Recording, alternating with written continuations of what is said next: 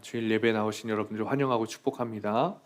특별히 너무 오랜만에 우리가 비대면 영상 예배로 드리다가 주일 전에 나와서 예배 드리는 것이 주님께 정말 감사하고 이 자리에 참석하신 여러분들께도 너무 감사를 드립니다.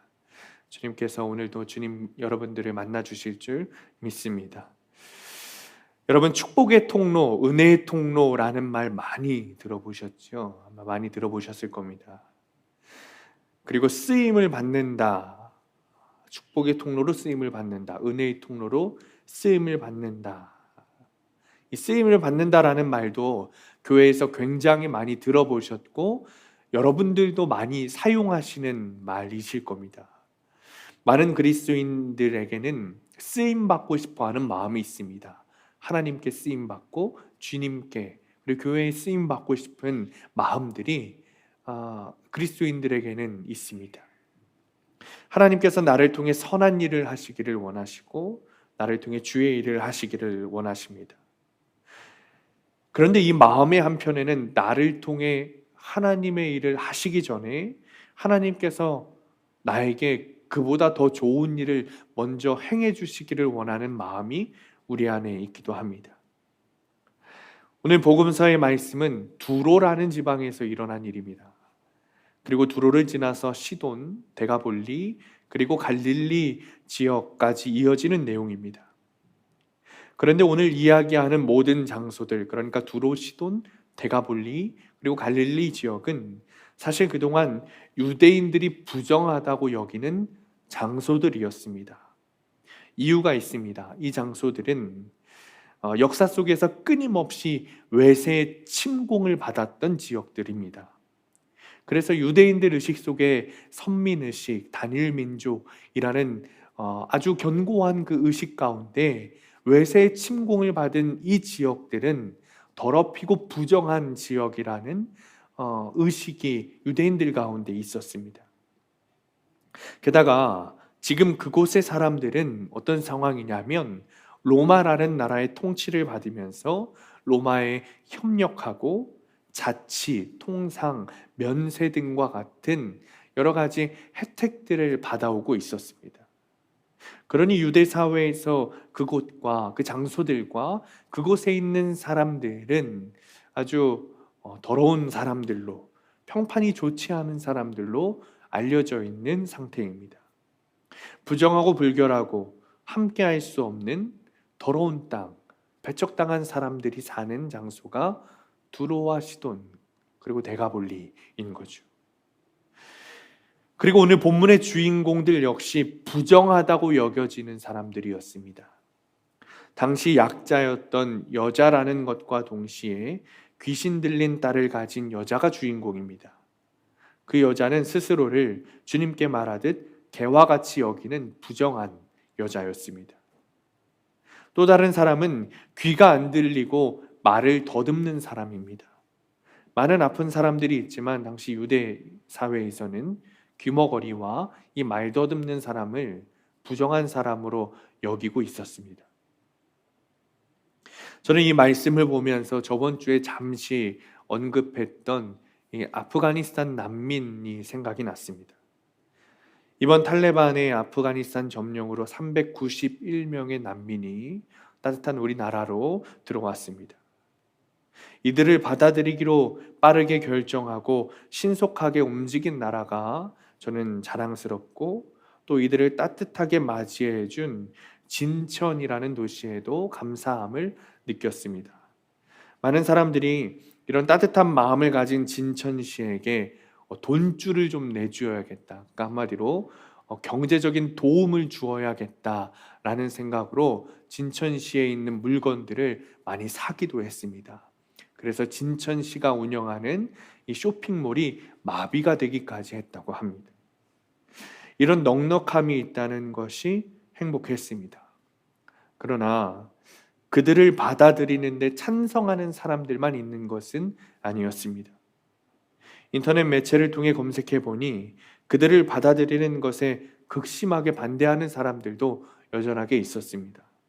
그 안에는 분명히 테러리스트가 숨어 있을 것이다.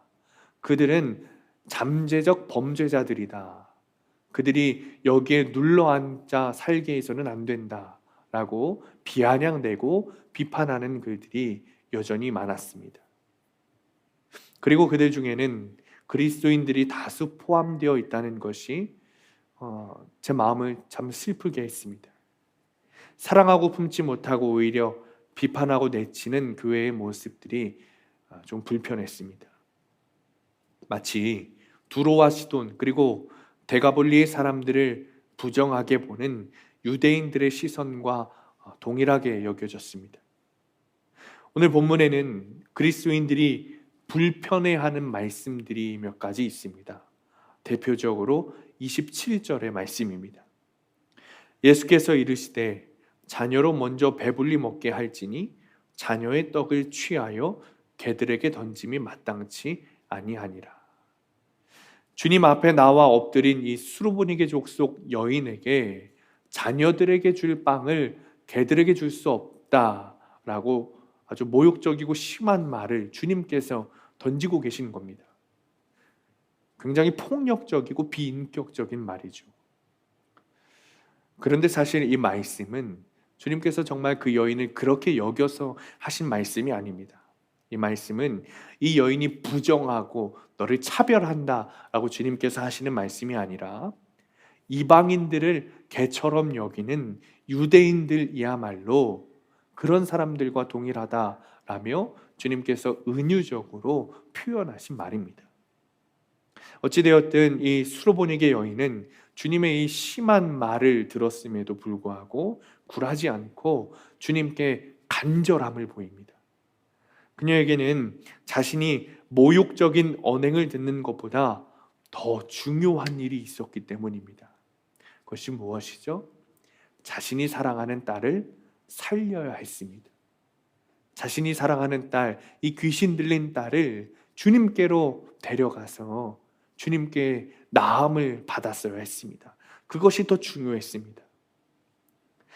그리고 그녀의 간청을 들으시는 주님, 그리고 차별하지 않으시는 주님께서 이 수르보니게 여인의 간청을 들으시고 딸을 고쳐주십니다. 그리고 그녀와 그녀의 딸은 구원을 경험하게 되고 주님께 영광을 올려드리게 되죠. 이 구원이 유대인뿐만 아니라 이방인에게도, 그리고 의인이라고 칭하는 사람들뿐만 아니라 죄인에게도 주어진다는 사실을 주님께서 오늘 본문을 통해 보여주고 계신 겁니다. 예수님께서는 두로에서 수로보니게 여인의 딸을 고치신 후에 시돈과 데가볼리를 지나 갈릴리 지역에 정착하셨습니다. 그곳에서 귀먹고 말 더듬는 사람을 보게 되었어요. 그리고 그 귀먹고 말 더듬는 사람을 누군가, 어떤 사람들이 도와주게 됩니다. 마가복음에 보면 이름을 알 수 없지만 어떤 한 무리가 그 귀먹고 말 더듬는 그 병자를 데리고 부축해서 주님 앞으로 왔다고 기록하고 있습니다. 아주 궁휼한 마음으로 주님 앞으로 데리고 온 것이죠. 귀먹고 말 더듬는 사람은 그들이 보기에도 부정하다고 여길 수 있었습니다. 그러나 그들은 더럽다고 여기지 않고 도움이 필요한 어떤 한 사람을 부축해서 주님께로 데려온 거예요. 따뜻한 긍휼의 손을 내밀어 차별하지 않고 같은 사람의 마음으로 주님께로 데리고 온 것이죠. 그들의 마음을 보신 주님께서는 귀먹고 말 더듬는 그 사람을 치료해 주십니다. 구원하신 것이죠. 그리고 그 모습을 본 사람들이 37절에 이렇게 말합니다. 사람들이 심히 놀라 이르되 그가 모든 것을 잘하였도다. 못 듣는 사람도 듣게 하고 말 못하는 사람도 말하게 한다 하니라. 세번역 성경으로 보면 이렇게 표현합니다. 사람들이 몹시 놀래서 말했다. 그가 하시는 일은 모두 훌륭하다. 듣지 못하는 사람도 듣게 하고 말하지 못하는 사람도 말하게 하신다.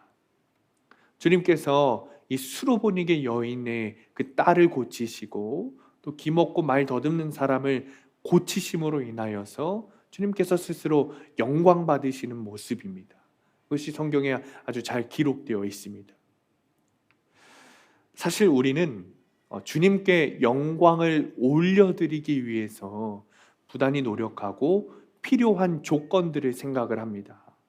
우리의 재능을 통해서, 우리의 헌금을 통해서, 우리의 헌신을 통해서 주님께 영광 올려드리고자 합니다. 우리가 하는 어떤 무언가를 통해서 주님께 영광 올려드리려고 합니다. 사람들은 더 많은 재능을 위해서 노력하고 더 많은 돈을 모으기 위해 노력합니다. 그러나 여러분, 우리의 재능을 통해서 주님께서 영광을 받으실까요? 우리의 헌금을 통해서 주님께서 영광을 받으실까요? 우리는 이것을 다시 한번 좀 생각해 보아야 합니다. 하나님께서는 천지를 지으시고 전능하신 분이십니다. 우리의 모든 재능이 하나님을 통해서 왔습니다. 우리의 모든 재능은, 우리가 가지고 있는 재능들은 하나님은 다 가지고 계신 분입니다. 우리의 돈과 재물 역시 마찬가지입니다. 모든 것이 주님의 것입니다. 이 세상에 있는 모든 것이 주님의 것이 아닌 것이 없습니다. 그런데 주님께서 우리의 어떤 재능 그리고 어떤 재물을 통해서 영광을 받으실까요? 그렇다면 어째서, 그것을 통해서 영광을 받으신다면 어째서 오늘 복음서 본문 속에 나오는 수로보닉의 여인, 그리고 귀먹고 말 더듬는 사람들을 통해 영광을 받으셨을까요? 또 그 사람을 부축하여 도와주어 긍휼한 마음을 품고 예수님 앞으로 온 그 사람들을 통해 영광을 받으셨을까요? 그들은 말 그대로 재능도 없고 돈도 없는 부정하고 부정한 사람들인데 말입니다.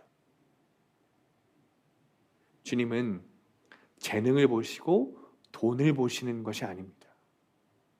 그 사람 자체를 보시는 겁니다. 누구는 재능이 많고 누구는 재능이 없고, 누구는 돈이 많고 누구는 돈이 없고, 누구는 나이가 적고 누구는 나이가 많고, 주님은 그것을 보시는 것이 아니라 그냥 그 사람 자체를 보시는 거예요.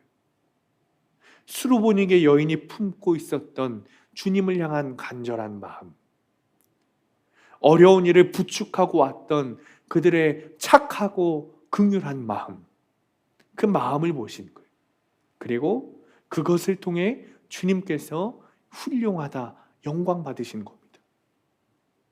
오늘 교회력 서신서 본문은 야고보서 2장 1절부터 17절까지의 말씀이에요. 야고보서 2장 1절의 말씀 이렇게 말합니다. 내 형제들아, 영광의 주 곧 우리 주 예수 그리스도에 대한 믿음을 너희가 가졌으니 사람을 차별하여 대하지 말라. 야고보 사도는 사람을 차별하지 말라고 합니다.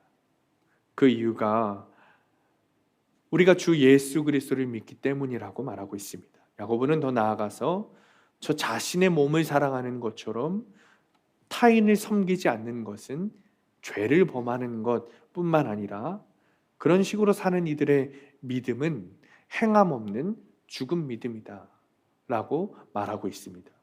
그렇게 낙인을 찍는 거예요. 야고보서 2장 17절에 이렇게 말합니다. 이와 같이 행함이 없는 믿음은 그 자체가 죽은 것이라. 추측하기에 야고보 사도의 그 공동체 안에, 야고보 사도가 이런 말을 한 이유는 야고보 공동체 안에 아무래도 어떤 분열이 있었던 것 같습니다. 어떤 차별이 있었던 것 같아요. 그리고 그 문제가 불거져서 표면으로 이렇게 드러난 거죠. 특히 야고보 사도 공동체는 사람들의 그 이중적인 태도를 가지고 있었어요. 그러자 이 야고보 사도가 그것을 책망한 것이죠. 그 이중적인 태도, 이해하기 힘든 태도는 이겁니다. 그것이 무엇이냐면 자신들을 법정으로 끌고 가는, 아마도 돈을 빌리고 빚을 갚지 못해 법정으로 끌고 가는 그 부자들에게는 호의적으로 대하는데 가난한 사람들에게는 무관심하고 무시하고 돌보지 않는 그런 이중적인 태도에 대해서 야고보 사도가 지적하고 있는 겁니다. 오늘 야고보의 본문은 한쪽에 치우친 사람보다는 중간 어딘가에 있는 그 사람들에게 말하는 것 같아요. 가난하지는 않지만 부자도 아닌 그 사람들 말입니다. 그들은 언젠가 자신도 부자가 되어서 지금 부자들이 누리고 있는 그런 위치와 시스템을 누리기를 원합니다. 그렇기 때문에 자신들을 법정으로 끌고 가는 부자들을 비판은 하면서도 여전히 그들을 동경하고 그들에게 호의적으로 대하는 것이죠. 야고보 사도는 이런 이중적인 태도에 대해 차별하는 모습을 통해 비판하고 있는 겁니다. 이런 의도에서 야고보 사도는 이웃을 차별하는 행동은 죄가 된다라고 말하고 있는 거예요. 이런 마음은 예수님의 가르침에 정반대가 되기 때문이죠. 어떤 드라마인지 제가 기억은 잘 나지 않지만 이런 대사가 있었던 것이 제 뇌리에 있습니다. 당신들은 안 그럴 거라고 장담하지 마. 서는 장소가 바뀌면 보이는 풍경도 달라지는 거야. 예수님께서는 낙타가 바늘귀에 들어가는 것이 부자가 천국에 들어가는 것보다 쉽다고 말씀하셨습니다. 또 천국은 가난한 자의 것이라고 분명히 말씀하셨습니다. 그런데 우리는 누구도 가난하기를 원하지 않습니다. 누구나 부요해서 기꺼이 나누어 주는 그런 풍성한 삶을 원하지, 우리가 가난하고 능력이 없어 애초에 도와줄 것 없는 그런 빈곤한 삶을 원하지는 않습니다. 물론 우리가 속한 그 자본주의 사회에서 경쟁하고 노력하고 그에 따른 정당한 소유를 하는 그것에 대한 의미를 우리는 무시할 수 없습니다. 우리는 계속해서 그렇게 노력해야 할 것입니다. 그렇다면 이 땅에 살아가면서 하나님 나라 백성으로 살아야 하는 우리는 어떤 모습과 태도를 가져야 할까요? 저는 여러분들에게 무조건적인 그런 자발적 빈곤을 추구하라고 말씀드리는 것이 아닙니다. 그렇게 말씀드리고 싶지 않습니다. 다만 우리 곁에 약한 이웃이 있고 우리가 자비를 베풀어 주어야 하는 이웃들이 있고 우리가 그 마음을 품어야 한다고 여러분들에게 말씀드리고 싶습니다.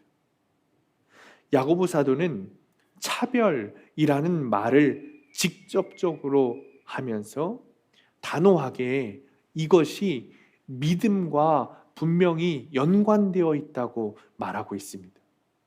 차별은 다른 사람을 긍휼하게 여기지 않는 겁니다. 너와 내가 다르니 상대하지 않겠다는 벽이 있는 겁니다. 주님은 차별받고 소외된 사람들을 찾아다니신 분이었어요. 그러나 우리는 그런 이들을 받아들일 때, 도움을 줄 때 훗날 무언가 우리가 받는 것이 있을까? 그 사람들을 도우면 나에게 돌아오는 것이 있을까? 나에게 도움이 되지는 않을까? 그것을 먼저 생각했습니다. 전도할 때도 복음을 전할 때도 마찬가지였어요. 교회를 채운다거나 교회에 유익이 되는가라는 조건을 먼저 생각했던 것이 사실 우리의 마음입니다. 너와 나는 다르다라는 그 차별하는 마음이 우리 안에 있었던 거예요. 그러나 야고보 사도는 우리에게 이렇게 권면하고 있습니다. 이 현대 사회에서 우리의 믿음은 소외되고 차별된 이들, 더 이상 향상될 수 없는 사람들을 기억하고 돕는 것이다. 그것이 믿음이다. 라고 야고보 사도는 그렇게 말하고 있습니다. 사랑하는 성도님들, 주님께서는 계속해서 병들고 소외되고 죄인과 같은 차별받는 사람들을 찾아서 다니셨어요. 주님의 마음은 세상 모두에게 열려 있었습니다. 파이디온의 그 사랑이라는 찬양을 보면 이런 가사가 있습니다.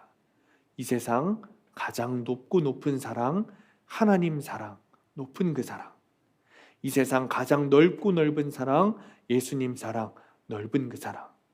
이 세상 가장 깊고 깊은 사랑, 성령님 사랑, 깊은 그 사랑. 사랑하는 성도님들, 주님의 마음은 높고 넓고 깊습니다. 품지 못하실 것이 없습니다. 주님께서 그들을 품으시는 이유는 주님께서 그들을 사랑하셔서 그들 역시 하나님의 자녀가 되기를 원하신다는 거예요. 주님께서 그들과 더불어 살아가고 싶으시기 때문입니다. 사실 오늘 말씀을 묵상하면서 저에게 깊게 새겨진 주님의 말씀은 야고보 사도처럼 책망하는 마음이 아니었어요.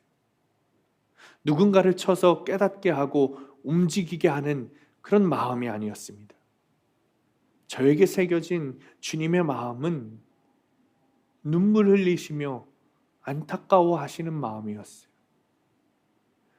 무언가 누군가에게 인정받고 싶고, 나의 재능을 좀 알리고 싶고, 좀 뽐내고 싶고, 심지어 그 마음이 하나님께로 이어져서 나의 재능을 통해, 나의 무언가를 통해 하나님께서 영광 받으셨으면 하는 마음, 내가 하는 헌금을 통해 하나님이 좀 알아주셨으면 하는 마음, 그 모든 마음들을 하나님께서 안타까워 하신다는 마음이 제 마음에 새겨졌어요.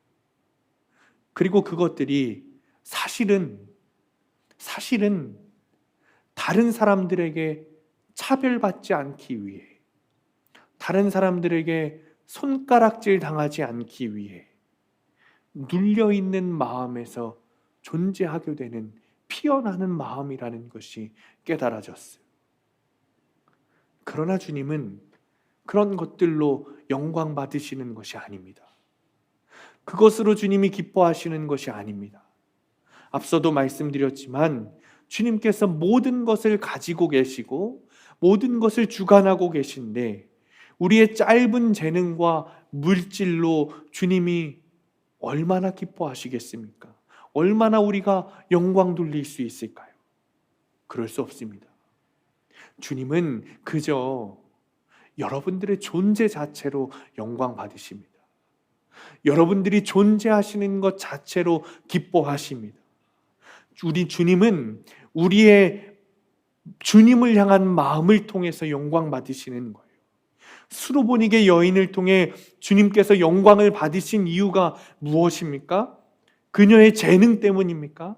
그녀의 재물 때문입니까? 아닙니다. 그녀의 존재 자체로 주님이 영광 받으셨어요. 주님을 향한 갈망하는 마음 때문에 그 여인을 통해 주님께서 영광 받으신 거예요. 귀먹고 말 더듬는 사람과 그를 데리고 온 사람들을 통해 주님께서 영광 받으신 이유가 무엇입니까? 그들이 잘나서 영광 받으셨습니까?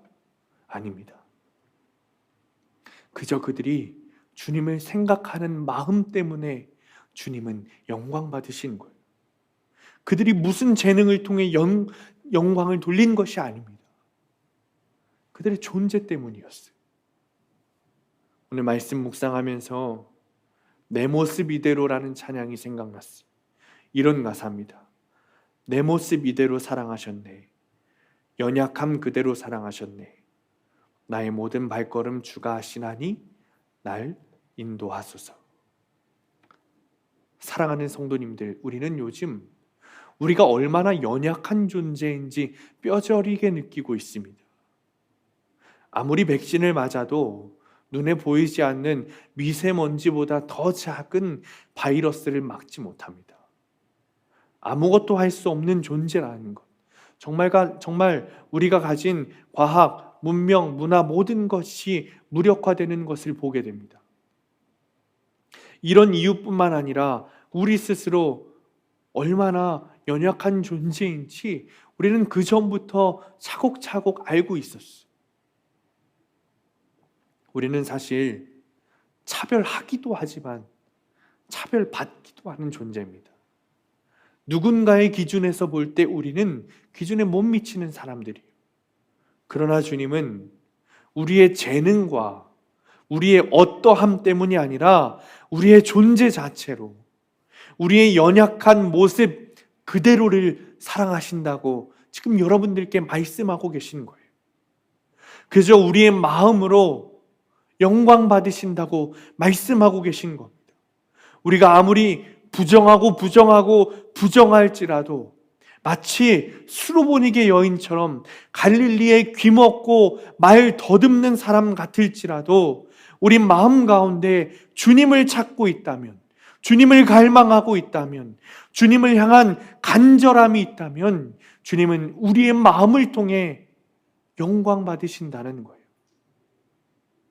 심지어 주님께서는 수로보니게 여인의 딸을 고치신 것처럼, 귀먹고 말 더듬는 사람을 고치신 것처럼 우리를 치유하시면서까지 주님의 영광의 자리에 오르시는 분이십니다. 그리고 그 영광에 우리를 참여시키시는 분입니다.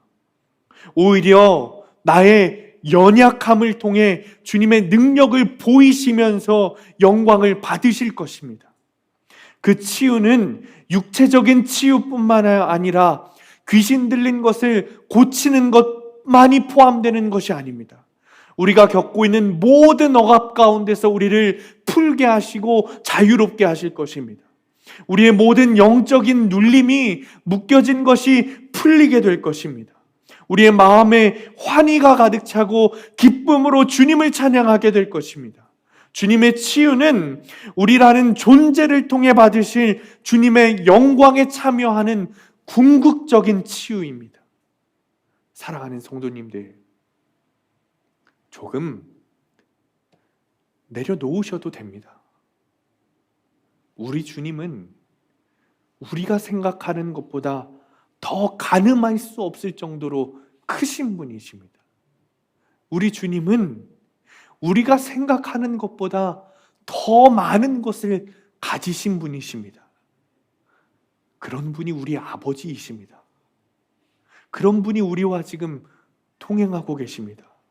그런 분이 우리가 무엇을 하지 않아도 그저 그냥 우리의 존재 자체로 영광 받으시겠다고, 그저 나를 향한 그 간절한 마음만 있으면 된다고 주님께서 말씀하고 계신 거예요. 우리가 뭘 더 해야 된다고, 더 잘해야 된다고, 더 가져야 된다고, 이 정도로는 부족하다고 말하는 세상이 틀린 겁니다. 그러니 사랑하는 성도님들, 더 올라가기 위해, 더 가지기 위해, 더 잘하기 위해 눌린 것과 묶인 것이 자유롭게 되시기를 축원합니다.